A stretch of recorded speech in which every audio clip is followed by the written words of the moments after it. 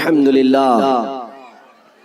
لله الحنان المنان الذي خلق الإنسان وعلمه البيان والصلاة والسلام على رسوله سيد الإنس والجان وعلى آله وأصحابه ذوي الخير والإحسان أما بعد فأعوذ بالله من الشيطان الرجيم بسم الله الرحمن الرحيم ولا تهنوا ولا تحزنوا وأنتم الأعلون إن كنتم مؤمنين صدق الله مولانا العظيم وبلغنا رسوله النبي الأمين المتين المختار الكريم ونحن على ذلك من الشاهدين والشاكرين والحمد لله رب العالمين۔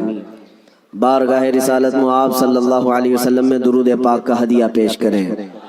اللہم صلی علی سیدنا و مولانا محمد معدن الجود والکرم وآلہ واصحابہ الکرام وابنہ الکریم وبارک وسلم صلاة دائمة سرمدا ابدا۔ مرد حق باطل کے آگے مات کھا سکتا نہیں، مرد حق باطل کے آگے مات کھا سکتا نہیں، سر کٹا سکتا ہے لیکن سر جھکا سکتا نہیں۔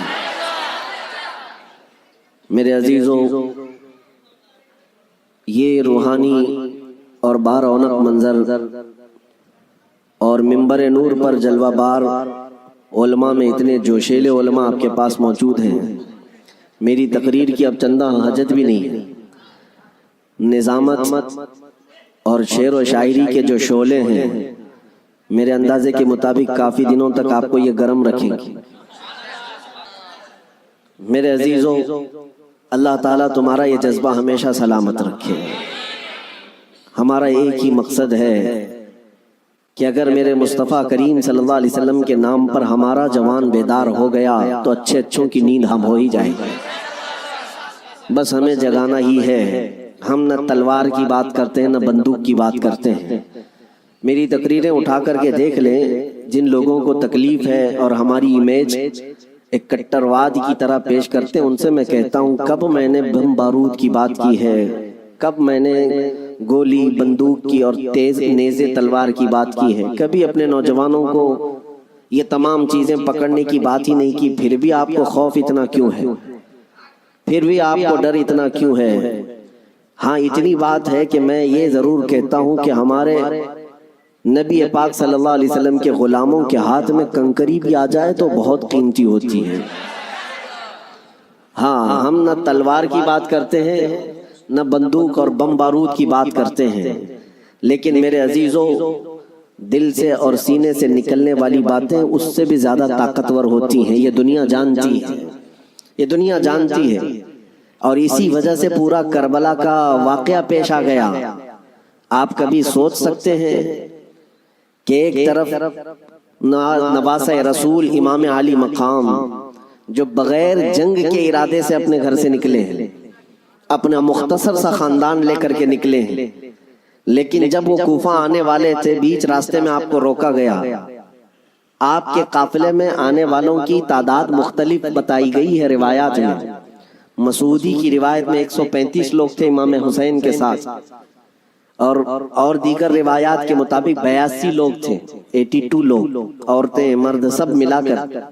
شہید ہونے والوں کی تعداد 72 ہے، لیکن 72 ہو کہ 82 ہو کہ 135 ہو، ان کا راستہ روکنے کے لیے پہلے 1000 کا لشکر آیا، پھر اس کے بعد 4000 کا لشکر آیا، پھر اس کے بعد کل ملا کر 22000 کا لشکر آیا۔ یہ کون سا کمپیر کر کے تو دیکھیں، ایک آدمی کو روکنے کے لیے 2 ہوتے، 3 ہوتے، 4 ہوتے۔ 80 لوگوں کو روکنے کے لیے اگر 22000 لوگ لگتے ہیں تو عقل آج بھی تسلیم نہیں کر پاتی۔ نوجوانوں تصور کرو، کیا آپ کے زمانے میں بھی، ہم تو 1400 سال پہلے کی طاقت نہیں رکھتے، کمزور ہو گئے، آپ کے زمانے میں بھی آپ سے اگر کہا جائے کیا 80 لوگوں کو روکنے کے لیے کتنے لوگوں کی ضرورت پیش آئے گی؟ آپ کہیں گے زیادہ سے زیادہ 800 لوگ، اور بھی اگر آپ کے اندر شدت ہے تو بولیں گے 8000 لوگ، لیکن یہ 22000 کی تعداد سمجھ میں نہیں آتی۔ یہ آپ کو آج بھی سمجھنے کی ضرورت ہے کہ دشمن کے اور باطل کے خیمے میں اہل حق کا رعب کتنا ہوتا ہے، اہل حق کا خوف کتنا ہوتا ہے۔ 1400 سال سے یہی نیم چلا رہا ہے، یہی دستور چلا رہا ہے۔ حق جماعت تھوڑی ہوتی ہے اور کفر کی طاقت بہت زیادہ ہوتی ہے، لیکن پھر بھی اہل حق کے دل میں خوف نہیں ہوتا کہ ہم 80 ہیں، بلکہ خوف انہی 22,000 کے دل میں ہی ہوتا ہے۔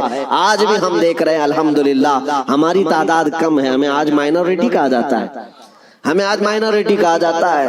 ہمارا حال تو یہ ہے کہ ہمارے پاس کچھ بھی نہیں، اسلحہ نہیں، بم بارود نہیں، طاقت نہیں، ہمارے تو نوجوان ڈپارٹمنٹ میں بھی نہیں، عہدوں پر بھی نہیں۔ ارے ہمارا حال تو یہ ہے کہ ہم حکومت کے تخت تک بھی نہیں پہنچ پاتے۔ ہمارا حال تو یہ ہے کہ سیاست میں ہماری کوئی نمائندگی نہیں، اور جو کچھ پہنچ بھی گئے بیچارے وہ کسی اور کی جھولی میں گر گئے۔ ہمارے پاس کیا ہے؟ مذہب و ملت میرے مصطفیٰ کے ناموس کی نمائندگی کرنے والا کون ہے؟ اکا دکا ہو سکتا ہے، لیکن یہی مائنورٹی ہو، اقلیت کی تعداد ہی ہے۔ ہمارے پاس کچھ بھی نہیں ہے۔ پھر میں پوچھتا ہوں یہ ٹی وی میں 24 گھنٹے صرف مسلمان ہی کیوں نظر آتے ہیں؟ میڈیا ان کا ہاٹ ایشو اگر آج کے زمانے کا ہے، کچھ بھی ہو، مسجد ہوگا، برقع ہوگا، داڑھی ہوگی، ٹوپی ہوگی، ہم ان سے پوچھتے ہیں میاں یہ تو بہت تھوڑے سے ہیں ہندوستان میں، ان کی حیثیت یہ ہے کہ پڑھے لکھے بھی زیادہ نہیں ہیں، عہدوں پر بھی زیادہ نہیں ہیں، سیاست میں بھی نہیں ہیں، لیکن پھر ٹیلی ویژن میں کیوں زیادہ ہیں، ٹی وی میں، نیوز میں یہ زیادہ کیوں ہیں؟ تو جانکار لوگوں کی طرف سے جواب آتا ہے کہ ساری دنیا آج تک وہ کربلا کا واقعہ بھول نہیں پائی ہے، کربلا کا واقعہ بھول نہیں پائی، اس لیے کہ آج بھی ان کو ایسا لگتا ہے کہ اگر ایک بھی غلام حسین کھڑا ہو گیا تو پھر چاہے مقابل میں کروڑوں ہی کیوں نہ ہو، خطرہ اسی ایک سے ہی نظر آتا ہے۔ میرے عزیزو ایک بات یاد رکھنا، ہم مومن ہیں اور ہمارے لیے موت کوئی حادثہ نہیں ہے، ہمارے لیے موت حادثہ نہیں بلکہ امام حسین نے ہمیں یہ سبق دیا ہے، موت ہمارے لیے شہادت ہے۔ اگر حق کی راہ میں کٹ گئے، مر گئے تو یہ ذلت نہیں، عیب نہیں، بلکہ رہتی دنیا تک مولا تمہارے نام کا یہ اعلان فرماتا ہے کہ اسے اب کوئی مردہ نہ کہے۔ جو اللہ کی راہ میں مر گیا اب اسے مردہ بھی کہنے کو منع کر دیا گیا۔ اس لیے یہ تصور ہمارے پاس ہے الحمدللہ۔ اور ایک بات اور بھی میں آپ کو بتا دوں، دنیا کو اگر آج کسی بات کا سب سے زیادہ خوف ہے تو کیا ہے؟ اقبال نے کہا تھا انگریز ہمیں ہزار توڑنے کی کوشش کرتے رہے، مارنے کی، کاٹنے کی، جلا وطن کرنے کی، حکومتیں چھیننے کی، لیکن اخیر میں تنگ آ کر کے کیا کہتے ہیں جانتے ہو؟ انگریزوں کی زبان سے نکلے ہوئے الفاظ کی ترجمانی اقبال کرتا ہے، یوں کہتا ہے شاعر مشرق، یہ فاقہ کش موت سے ڈرتا نہیں ذرا۔ مسلمانوں کے بارے میں انگریز یہ کہتے ہیں یہ فاقہ کش ہے، فاقہ کش کا مطلب ہے بھوکے رہتے ہیں، کھانے پینے کو ان کے پاس ہے نہیں، لیکن معاملہ یہ ہے یہ فاقہ کش موت سے ڈرتا نہیں ذرا، ہاں موت سے ڈرتا نہیں ذرا، روح محمدی اس کے بدن سے نکال دو۔ وہ انگریزی کہتے ہیں کہ روح محمدی نکالو اس کے بدن سے، ان کے کپڑے چھین لو، ان کی جائیدادیں قرق کر لو، ان کے بچے مار دو، ان کی حکومتیں چھین لو، کچھ نہیں ہونا ہے ان کے ساتھ جب تک ان کے سینوں میں عشق محمدی ہے، یہ پھر جمع ہوتے رہیں۔ دنیا اس نقطے کو سمجھتی ہے میرے عزیزوں، اس لیے ہمارا وناش کرنے کی جو بات کرتے ہیں، یہ ان کی جب باتیں سنتا ہوں تو ہنسی بھی آتی ہے، مذاق بھی۔ یہ اپنے گوفے میں بیٹھ کر کہتے ہیں کہ ہم 2 سال کے اندر پورے اسلام کا وناش کر دیں گے، ختم کر دیں گے۔ میں اکثر یہ کہا کرتا ہوں ان کو اپنے بدن کی کھجلی مٹانا نہیں آتا، اتنے دین اسلام اور اس کی حقانیت کو مٹانے کی بات کر جاتے ہیں۔ عزیزان گرامی، آپ تمامی حضرات کربلا ابھی ابھی سنے ہوئے ہوں گے، عشرہ مجالس میں آپ نے شرکت کی ہوگی، مولا حسین کی داستان کربلا سنی ہوگی۔ اس کے بعد اب جو آپ کو درس لے کر کے کھڑا ہونا ہے وہ کیا ہے؟ وہ فاضل بریلوی امام اہل سنت احمد رضا خان نور اللہ مرقدہ سے سنو۔ آپ نے یہ میسج دیا تھا، خوف نہ رکھ رضا ذرا تو تو ہے عبد مصطفیٰ، خوف نہ رکھ رضا ذرا تو تو ہے عبد مصطفیٰ، تیرے لیے امان ہے، تیرے لیے امان ہے۔ یہ ہم سب کے لیے میسج ہے۔ اگر آپ کو یہ لگتا ہے کہ میں مدینے کے تاجدار کا غلام ہوں تو خوف کو نکال کر پھینکو، کچھ نہیں ہونا ہے۔ یہ پھانسی کے پھندے، یہ جیل کی سلاخیں، یا تلواروں کی چمک، یا گولیوں بارود کی باتیں، یہ سب ہمارے لیے میرے عزیزوں موت کا ڈر نہیں بتا سکتی، اس لیے کہ حضرت مظفر حسین کچوچوی رحمۃ اللہ علیہ نے ایک بات فرمائی تھی، جب ان کو قید کیا گیا تھا جیل میں، تب انہوں نے کہا تھا مظفر کو مقید نہ سمجھ اے سیاد، میری اسیری بھی سنت آبائی ہے، ہمارا قید ہونا بھی ہمارے آبا و اجداد کی سنت ہے۔ اس لیے میں جس جگہ جاتا ہوں نوجوانوں سے ایک ہی بات کا خطاب کرتا ہوں کہ اپنے سینوں سے خوف نکالو، ڈر نکالو، اور اس بات کا یقین تم سے زیادہ کس کو ہے کہ ہمارا رازق اللہ ہے؟ اس سے زیادہ کون اس دنیا میں یقین رکھتا ہے؟ آپ ہیں، مومن ہیں، اللہ کی ذات پر یقین ہے آپ کو، ہمارے دانے دانے کا رازق اللہ ہے، اور ہماری ہر سانس کا مالک اللہ ہے۔ جب تک میرا مولا نہ چاہے یہ پوری طاقتیں مل کر کے میرا بال بھی نہیں نوچ سکیں گی، اور جب رب تعالیٰ کو منظور ہو تو ہم چونٹی سے بھی ہلاک ہو سکتے ہیں۔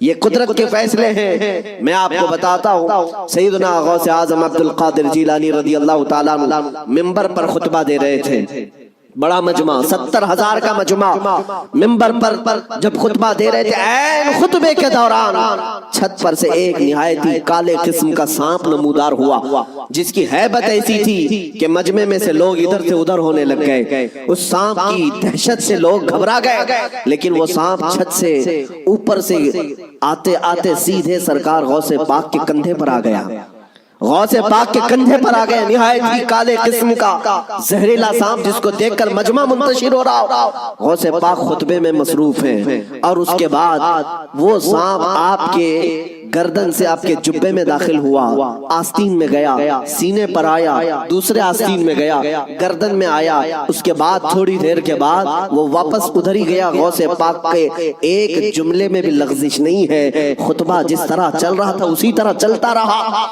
اور اس کے بعد اس سانپ نے فصیح عربی میں آپ سے کلام کیا، کہا ہے عبد القادر، میں آزمائش کے لیے آیا تھا، اس سے پہلے میں نے کئی لوگوں کو آزمایا، ان کے یا تو زبان میں لکنت آ گئی، یا تو پیر ہل گئے، یا تو پھر اپنا بیان چھوڑ دیا، لیکن تمہارا حال تو یہ ہے کہ ایسا لگتا تھا کہ تمہارے جسم پر کوئی چیز آئی نہیں۔ غوث پاک رضی اللہ تعالیٰ عنہ مسکرائے، خطبہ جاری رکھا۔ لوگوں نے پوچھا غوث پاک سے کہ یہ کیا تھا، اتنا بھیانک سانپ آپ کے جسم پر آیا، آپ کے جسم پر کوئی جنبش بھی نہیں، لغزش بھی نہیں۔ سرکار غوث پاک رضی اللہ تعالیٰ عنہ مخاطب ہوتے ہوئے ارشاد فرماتے ہیں، میرا نام عبد القادر ہے، میں قادر کا بندہ ہوں۔ کس کا بندہ؟ قادر کا بندہ، قدرت پر یقین رکھتا ہوں۔ مجھے اس بات پر یقین تھا کہ اگر میری موت آنی ہے تو اس سانپ کے ذریعے سے آ جائے گی، میرے ہلنے سے بچنے سے میں بچ نہیں سکوں گا، اور اگر میری موت نہ آنا ہو تو اس طرح کے سینکڑوں سانپ بھی میرے جسم کا کچھ نہیں کر سکتے۔ موت و حیات کی قدرت صرف میرے رب ذوالجلال کے پاس ہے۔ میں اسی یقین کے ساتھ خطبے میں مصروف رہا، وہ تو امتحان تھا، ٹل گیا۔ عزیزان گرامی وقار، اس بات کا میں آج آپ کو اعلان کرنا چاہتا ہوں، اگر آپ قادری سلسلے سے بیعت ہیں تو غوث پاک کی اس استقامت پر قربان جاؤ۔ آج اس طرح کے زہریلے سانپ اگر تمہارے ارد گرد آ بھی جائیں، تمہیں اس بات کا یقین رکھنا ہے، موت و حیات کا مالک میرا پروردگار ہے، موت و حیات کی قدرت میرے رب ذوالجلال کے پاس ہے۔ اور یہ یقین میں آپ سے کہتا ہوں کہ غوث پاک کے مقام تک تو نہیں پہنچ سکتے، لیکن واقعہ عرض کرنے کا مقصد یہ ہے کہ ہم قادری غلام ہیں، قادری کتے ہیں، ان کی نسبت سے اگر ہمارے سینے میں تھوڑا بہت بھی اگر شجاعت کا جذبہ آ جائے تو میں سمجھتا ہوں کہ میرے عزیزو آج اس روئے زمین کا منظر ہی بدل جائے گا۔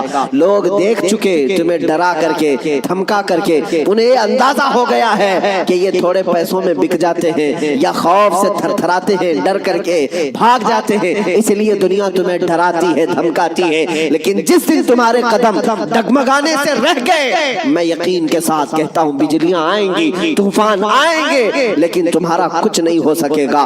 اللہ کریم تمہارے استقامت پر مدد نازل فرمائے گا. اس لیے کہ قرآن میں وہ کہتا ہے ان الذین قالوا ربنا اللہ ثم استقاموا تتنزل علیہم الملائکہ. بے شک جو لوگ اللہ کو یہ کہتے ہیں کہ ہمارا رب ہے اور پھر اس پر جمے رہتے ہیں، مولا فرماتا ہے ان کی حفاظت کے لیے مولا فرشتے نازل فرماتا. جمے رہنا، استقامت، ڈٹے رہنا، یہ آج تمہاری ضرورت ہے میرے عزیزوں.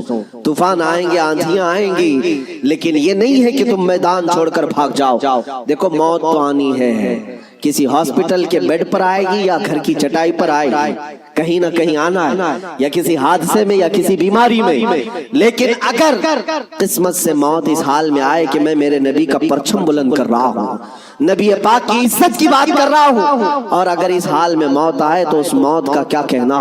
میرے عزیزوں، بزرگوں نے فرمایا جو ناموس رسالت پر مر جاتا ہے، روح نکلنے سے پہلے وہ اپنے سرانے پر مصطفیٰ کریم کا دیدار بھی کرتا ہے. نبی پاک صلی اللہ تعالی علیہ وسلم کا دیدار کرے گا.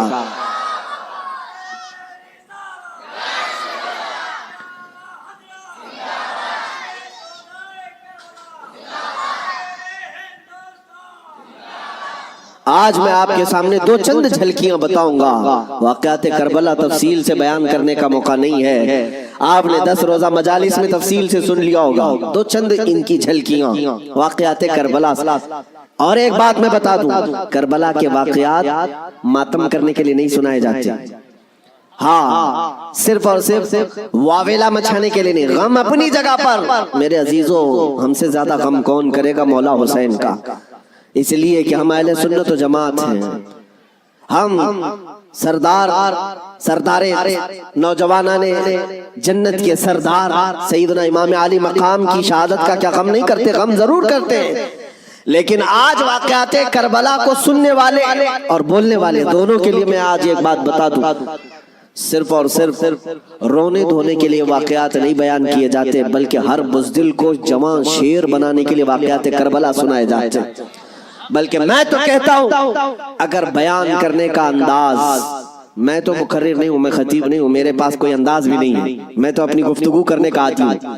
لیکن اگر سچا غلام حسین کوئی منبر سے بیان کرے، دیکھنا قسم رب ذوالجلال کی 80 سال کا بوڑھا بھی تمہیں 25 سال کا جوان نظر آنے لگ جائے.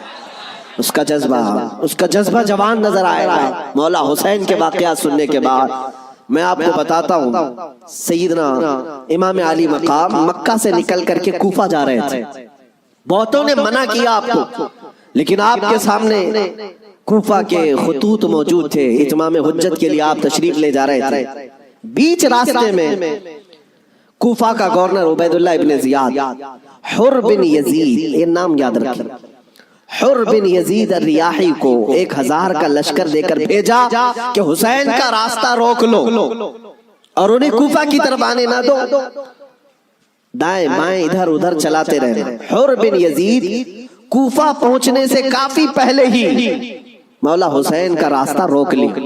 توجہ چاہتا ہوں، حر بن یزید کس کی طرف سے آیا؟ وہ سپہ سالار تھا، یزیدی فوج کی طرف سے آیا، 1000 کا لشکر لے کر آیا.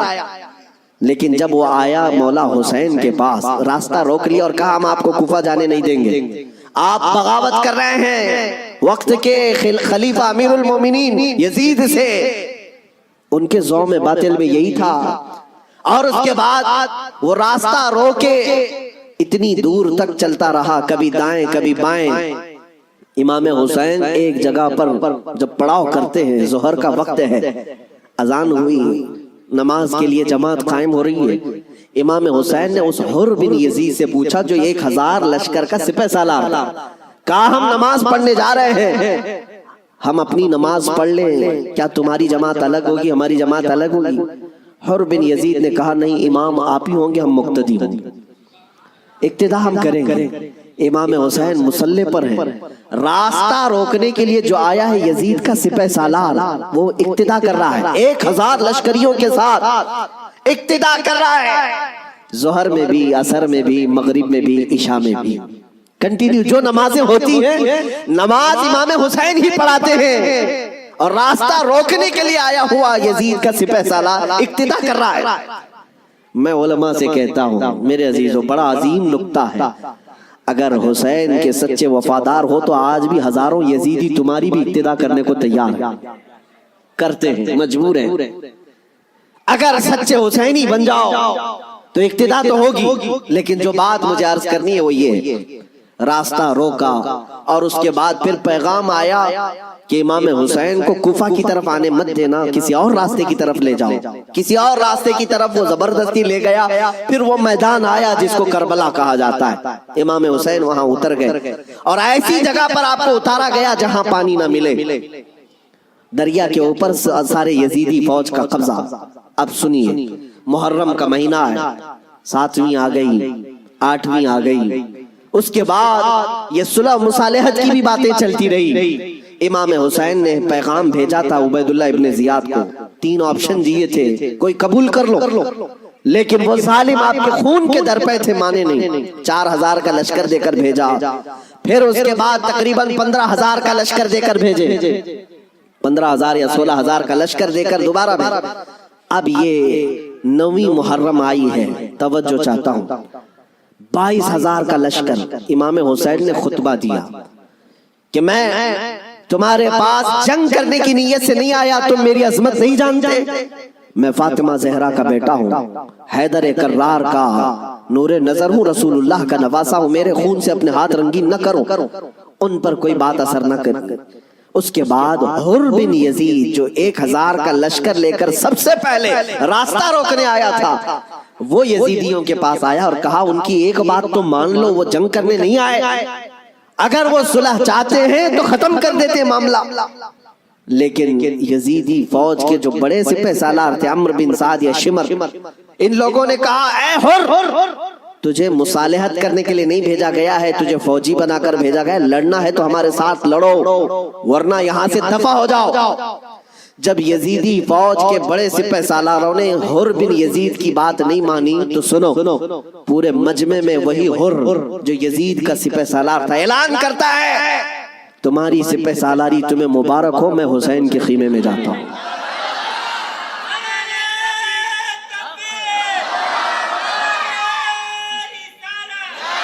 توجہ، حر بن یزید نے کہا مجھے اب نظر آ رہا ہے کہ حق اور حقانیت حسین کے خیمے کی طرف ہے، مجھے جانے دیں۔ ان لوگوں نے کہا تم جا سکتے ہو۔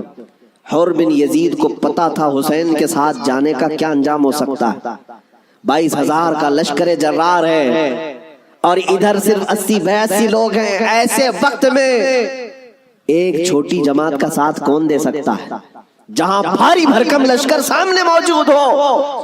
میرے عزیزو، ایک چھوٹی جماعت کا ساتھ صرف وہی دے سکتا ہے جس کے سینے کو مولا ہدایت کے لیے کھول دیتا ہے۔ میں نے دیکھا ہے مصیبتوں کے وقت کون ہمارے ساتھ کھڑا ہوتا ہے۔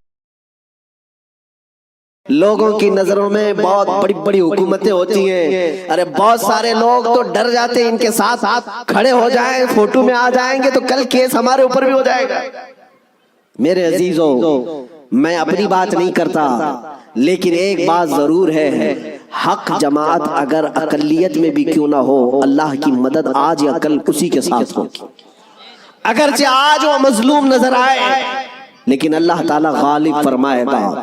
حسین اعظم کے پاس حر بن یزید آ گئے۔ جس بات کی طرف میں تمہیں لے جا رہا ہوں اس کے لیے اتنا لمبا واقعہ بیان کرنا پڑا، جو اصل لب لباب ہے، جو خلاصہ ہے اس واقعے کا، وہ ابھی عنقریب بیان کرتا ہوں۔ نوجوانوں توجہ سے سنو، توجہ۔ حسین ابن علی رضی اللہ تعالیٰ عنہ کے پاس آ گیا حر بن یزید، قدموں میں گرا، کہا مولا مجھے معاف فرما لے، میں نے راستہ روکا آپ کا، میں آپ کو مجبور کیا اس میدان میں آنے کے لیے، لیکن میں آپ کے ساتھ اب اس وقت تک رہوں گا جب تک میری آخری سانس نہ آ جائے، میں آپ کی حمایت میں لڑوں گا۔ امام حسین نے اس سے کہا حر کہ میں نے تجھے معاف کر دیا، لیکن جا تو اپنے بیوی بچوں کے ساتھ، میری اس چھوٹی جماعت کے ساتھ رہے گا تو جان کا خطرہ ہے۔ حر بن یزید نے کہا میں نے جو راستے میں آپ کے ساتھ کیا اس کا کفارہ جان دینے سے بھی میں سمجھتا ہوں ادا نہ ہو پائے، اس لیے میں آخری سانس تک آپ کے ساتھ رہوں گا۔ رہا ساتھ میں۔ 10ویں محرم آ گئی۔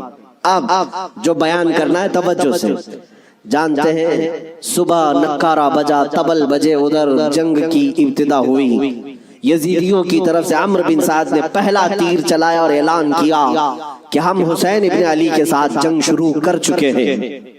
جنگ جب شروع ہو گئی، امام حسین رضی اللہ تعالیٰ عنہ کے اہل بیت کو کسی نے اترنے نہیں دیا، جو آپ کے ساتھی تھے، جو آپ کے ساتھ آئے ہوئے تھے، جو اہل بیت سے نہیں تھے۔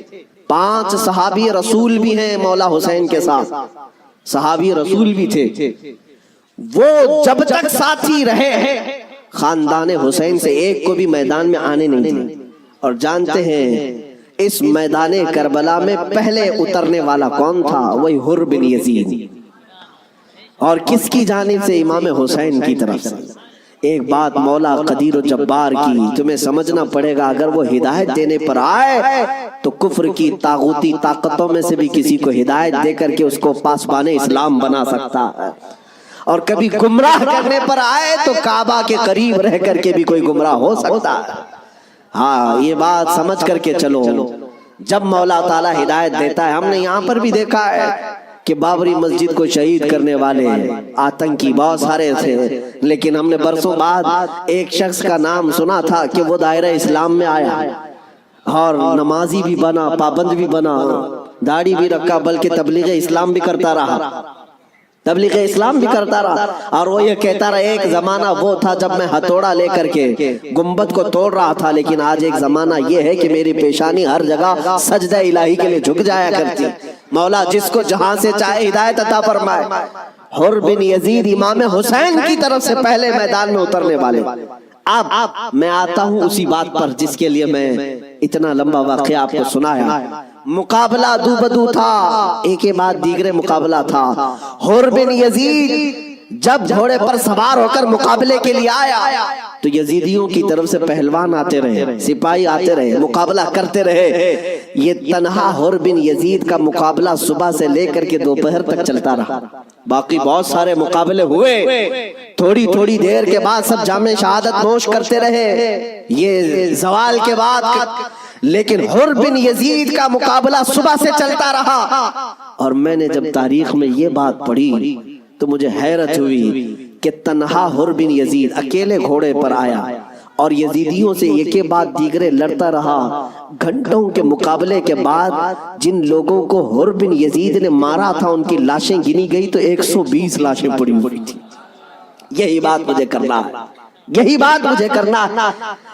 تنہا ایک حسینی 120 کو مار گرا سکتا ہے کربلا کے میدان میں۔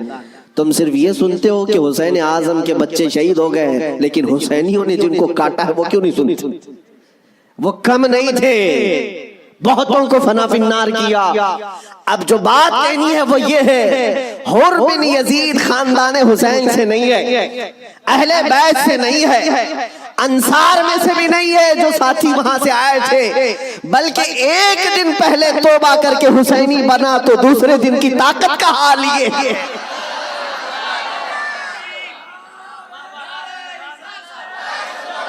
اب بات سمجھ میں آ گئی، بات سمجھ میں آ گئی۔ ایک دن کا حسینی 120 پر بھاری ہو سکتا ہے، تو جو بچپن سے حسینی ہے وہ ہزاروں پر ضرور بھاری ہوگا، کیوں نہ بھاری ہوگا۔ اعلیٰ حضرت فاضل بریلوی رضی اللہ تعالیٰ عنہ نسبت قادریت پر فخر کرتے ہوئے کہتے ہیں، کیا دبے جس پہ حمایت کا ہو پنجہ تیرا، شیر کو خطرے میں لاتا نہیں کتا تیرا۔ عزیزان گرامی، نسبت قادریت پر جب اتنا فخر ہے تو نسبت حسینی پر کتنا فخر ہو۔ مولا حسین کی نسبت نے اچھے اچھوں کو جوان کر دیا، اور ان کے سگے بھتیجے امام قاسم نے، جانتے ہو عمر کیا تھی امام قاسم کی؟ یہاں بیٹھے ہوئے اکثر لوگ عمر میں بڑے ہوں گے بہت سارے، 19 سال کی جوانی تھی، 19 سال کی جوانی۔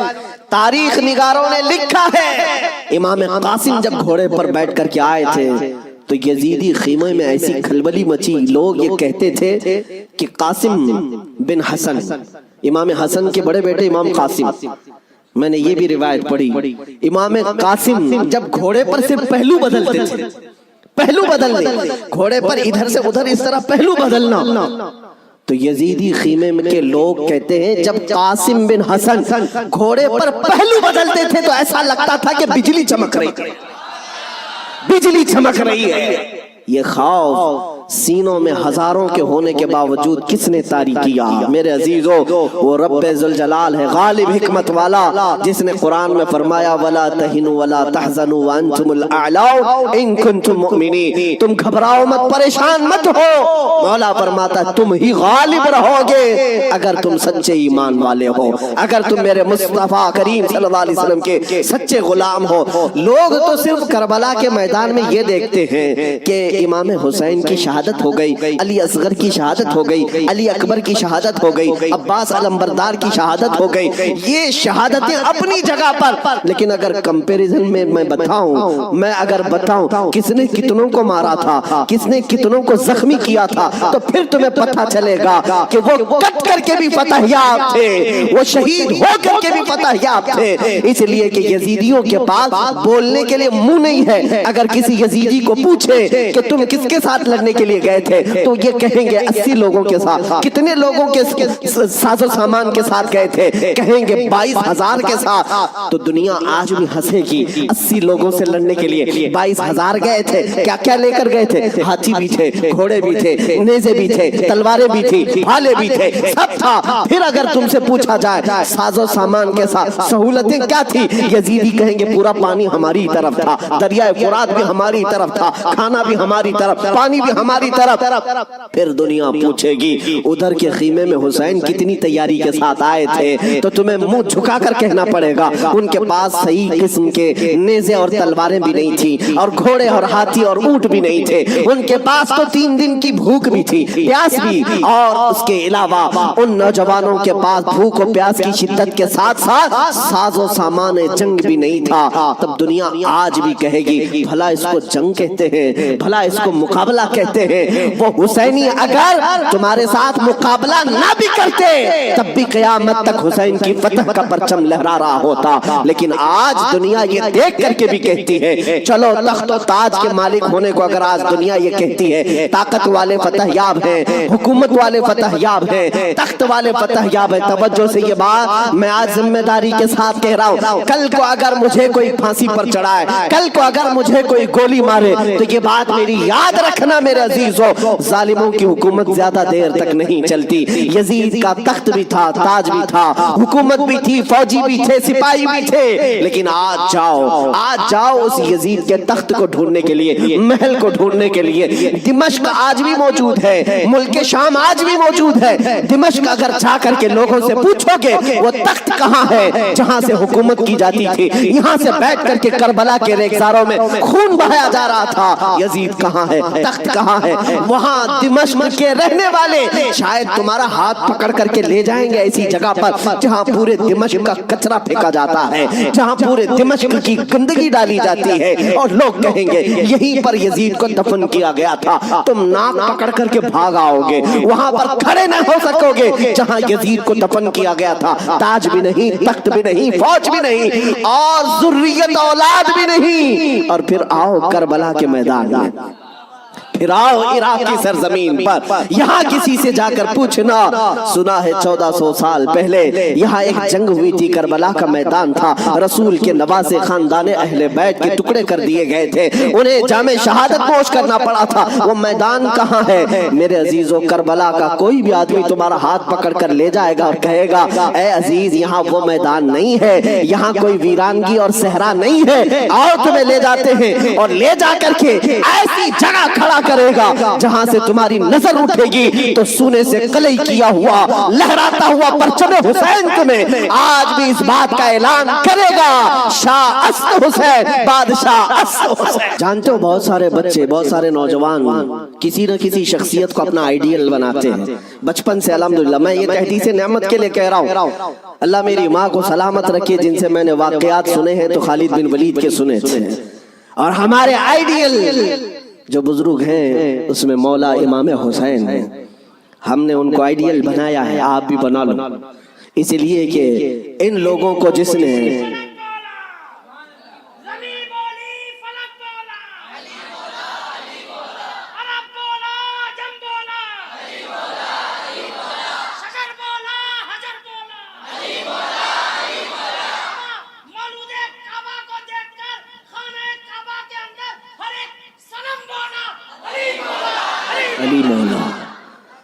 عزیزان گرامی وقار، آپ کو یہ بات یاد رکھنی ہوگی کہ جس نے جس کو آئیڈیل بنایا اور نمونہ بنایا ہے اس کے اندر اسی طرح کی عادتیں بھی آتی ہیں۔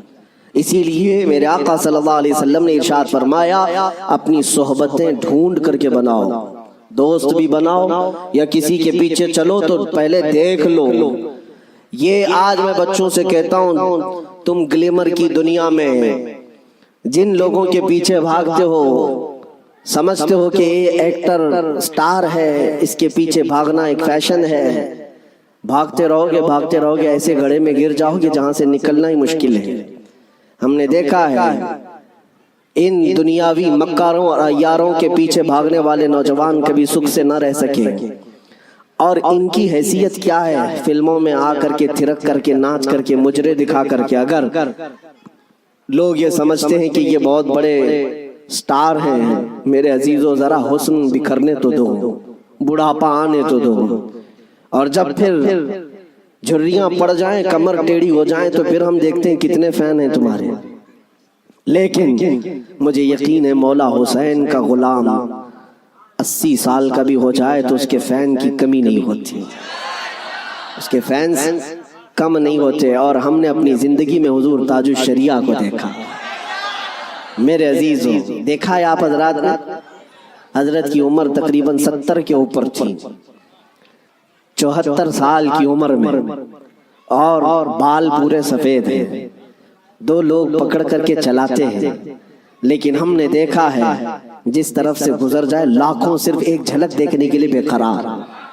ان نوجوانوں سے پوچھو، دنیا تو فلم سٹاروں کے پیچھے بھاگتی ہے اور تم 70 سال کے اوپر اس بزرگ کو دیکھنے کے لیے بےتاب ہو، بے قرار ہو۔ اور حد تو یہ ہے میرے عزیزوں، نہ ان کے آنے کا کوئی پرچار، نہ سوشل میڈیا کا زمانہ، نہ فیس بک، واٹس ایپ اور انسٹاگرام میں ہے ان کے آنے کی جانے کی خبریں، نہ ان کے جلسوں کی خبریں ہیں، لیکن پھر بھی آپ نے دیکھا کہ پورا زمانہ ٹوٹ پڑتا تھا۔ وہ جب جہاں گئے، یہی کی بات نہیں ہے، میں حضرت کے ساتھ مصر میں بھی دیکھا، اور حج میں نے الحمدللہ پہلا حج حضرت کے ساتھ کیا۔ طواف کے بعد وہ سادے لباس میں اتر کر کے نیچے اپنی کار میں بیٹھنے کے لیے آ رہے ہیں، ویل چیئر پر ہیں، لیکن ایسے لوگوں کو میں بھاگتے ہوئے دیکھا جو ہندوستانی بھی نہیں، پاکستانی بھی نہیں، بنگلہ دیشی بھی نہیں، ترکی کی عورتیں اور ترکی کے مرد آپ سے مصافحہ کرنے کے لیے، دیکھنے کے لیے بھاگتے ہوئے پیچھے تک آئے۔ میرے عزیزو، ترکی میں جمال کم نہیں، ترکی میں خوبصورتی کم نہیں، ہر آدمی گورا ہے، ہر آدمی خوبصورت ہے۔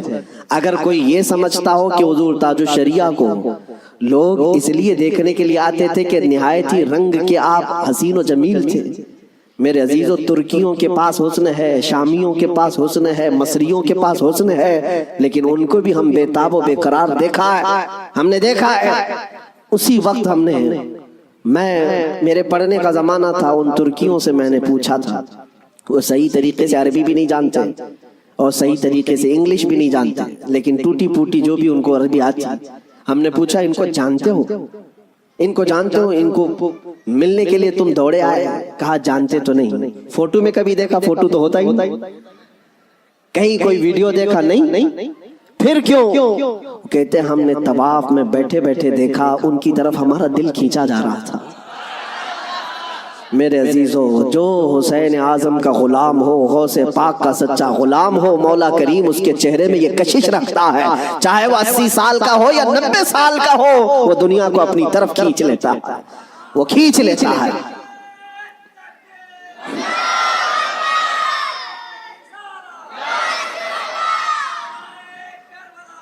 اب آؤ میں آپ کو بات بتا دوں، مر جانا، کٹ جانا، یہ ہماری انتہا نہیں ہے۔ اگر کوئی یہ سمجھتا ہے کہ ہمیں پھانسی دے کر کے یہ ختم کر دے گا تو اس کی خام خیالی ہے۔ یہاں پر انگریزوں کا دور تھا، 100 سال تک یہ اتنا ظلم کرتے رہے، ہندوستان میں آج بھی وہ تاریخ رقم ہے، لیکن سب سے زیادہ انہوں نے اگر کسی پر ظلم کیا تو مسلمانوں پر ظلم کیا انگریزوں نے۔ اور ان کو بھی آپ میں بتاؤں، آج پھر وہ دور ہمیں نظر آ رہا ہے ظلم کا، کسی ایک خاص کمیونٹی کو ٹارگٹ کرنا۔ انگریز ڈرتے تھے کس سے جانتے ہیں؟ جن لوگوں سے وہ ڈرتے تھے وہ کالا پانی کی سزا دیتے تھے۔ انڈمان نکوبار، جزیرہ انڈمان کو بھیجتے تھے، لیکن جزیرہ انڈمان نکوبار میں جو جیل ہے جہاں بھیجتے تھے، وہاں سب سے زیادہ اگر کسی کو انہوں نے بھیجا ہے تو وہ علماء اہل سنت کو بھیجا ہے۔ یعنی آج سے 100 سال پہلے بھی انگریزوں کے خیمے میں کھلبلی تھی تو علماء سے ہی تھی، حق بولنے والے علماء ربانیین، اور پھانسی پر چڑھایا ہے 30,000 علماء کو اہل سنت و جماعت کے۔ ایک بات میں آپ کو بتانا چاہتا ہوں، علامہ کفایت علی کافی رحمۃ اللہ علیہ مراد آباد شہر کے رہنے والے ایک عاشق رسول، ان سے انگریز اتنا ڈرتے تھے کیونکہ جانتے تھے کہ ان کی زبان سے نکلے ہوئے کلمات سے اچھے اچھوں کے دل بدل جاتے ہیں۔ ان کو پتا ہے عالم ربانی، عالم حقانی کی زبان کو وہ توپ سے زیادہ اہمیت دیتے ہیں۔ کوئی توپ اور بندوق سے مارے اس سے زیادہ اہمیت ان کو ایک عالم ربانی کی زبان سے نکلے ہوئے حق جملے۔ اسی لیے کفایت علی کافی کو گرفتار کرنے کے لیے جانتے ہیں کتنے لوگ آئے تھے؟ انگریز فوج کے 3,000 لوگ آئے تھے ایک عالم کو گرفتار کرنے کے لیے۔ ہمیشہ دنیا کے ظلم نے یہ بتایا ہے کہ یہ بزدل ہوتے ہیں، ہمیشہ بتایا ہے انہوں نے کہ باطل خیموں میں اکثر مادہ ہوتے ہیں، ان میں شیر نر نہیں ہوتا۔ ایک اہل سنت و جماعت کے عالم ربانی کو گرفتار کرنے کے لیے 3,000 کی فوج آئی اور گرفتار کیا، اور انہیں گرفتار کر کے سزائیں کیا دی تھی جانتے ہیں؟ ان کے جسم پر گرم استری پھیری جاتی تھی، اور جب ان کی چمڑی جل جاتی تھی تو نمک چھڑکا جاتا تھا۔ یہ کفایت علی کافی رحمۃ اللہ علیہ تقریباً 1 ہفتے تک انہیں سزائیں دی گئی، اور پھر کہا جانے لگا کہ تم فتویٰ بدل لو، تم اپنی باتیں بدل لو، ہم اپنی حکومت میں تمہیں اہم عہدہ بھی دے دیں گے اور ماہانہ وظیفہ بھی جاری کر دیں گے۔ مگر وہ کفایت علی کافی عاشق رسول تھے، بازار مصطفیٰ میں بکا ہوا غلام پھر کسی انگریز کے ہاتھ میں کیسے بک سکتا ہے؟ میرے عزیزوں، وہ کفایت علی کافی اعلیٰ حضرت سے پہلے کے ہیں، اعلیٰ حضرت سے پہلے کے 1857 کی بات کر رہا ہوں، غدر جس کو کہتے ہیں انگریز۔ اس وقت کفایت علی کافی سے کہا ان لوگوں نے، آپ نے کہا میں اپنے جملوں کو اور اپنی زبان کو بدل لوں، وہ بھی میرا دین اتنا ہلکا اور سستا نہیں ہے۔ میرے جسم کو ابھی تم نے صرف استری سے پھیرا ہے، اگر ٹکڑے بھی کر دو تو میں اپنے اسی عزم پر باقی رہوں گا، اس لیے کہ کربلا کی داستان ہم نے بھی پڑھی ہے۔ میرے عزیزوں، کفایت علی کافی رحمۃ اللہ تعالیٰ علیہ کو 7 دن کے بعد تقریباً ایک چوراہے پر پھانسی کے لیے لایا گیا، اور سارا مجمع بھی تھا، پھانسی پر آپ کو چڑھایا گیا، اور اس عاشق رسول سے انہوں نے کہا تھا کہ اگر کوئی آخری خواہش ہے تو بتاؤ۔ ایک سچا عاشق رسول یہ نہیں کہتا کہ بیوی کو دیکھ لوں، بچوں سے بات کر لوں، جائیداد پراپرٹی کی وصیت کر لوں، بلکہ وہ کہتا ہے عاشق رسول پھانسی کا پھندا لگنے سے پہلے خواہش یہ ہے کہ ایک بار نعت رسول پڑھ لوں۔ اور پھر کہا گنگناتے ہوئے، کوئی گل باقی رہے گا نہ چمن رہ جائے گا، پر رسول اللہ کا دین حسن رہ جائے گا۔ اطلس و کم خواب کی پوشاک پہ نازاں نہ ہو، اس تنے بے جان پر صرف خاکی کفن رہ جائے گا۔ سب فنا ہو جائیں گے کافی وہ، لیکن حشر تک نام حضرت کا زبانوں پر چلن رہ جائے گا۔